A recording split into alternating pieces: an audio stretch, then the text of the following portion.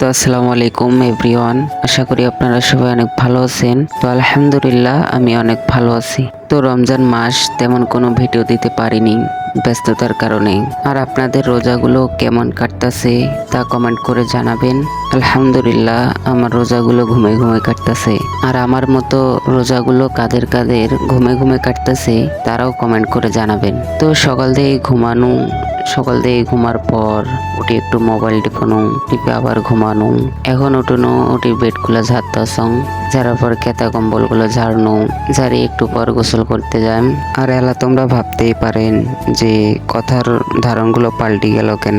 মোর বাড়ি যেহেতু রংপুর, তাহলে তো মুই মোর আঞ্চলিক ভাষায় কথা কন, তাই না?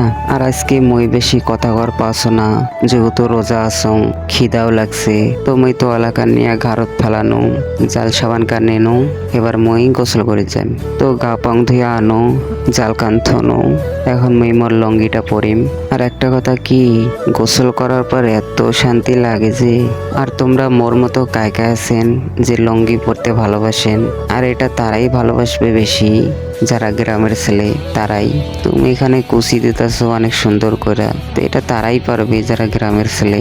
লঙ্গি পরতে ভালোই লাগে, যারা পরে তারাই বোঝে। তো মোর রংপুরের স্যাংরা গুলা তোমরা এলা কই, মোর কমেন্টে সাড়া দাও। তো রমজান মাস যাদের সময় কাটে না, তোমরা এলা মোর ভিডিও দেখে সময় কাটাইতে পারেন। আজাইরা ভিডিও তোমার এলা ভিডিও দেখি হাসবেন না কাঁদবেন তোমরাই ভালো জানেন, তবুও ভিডিওগুলো দেখেন।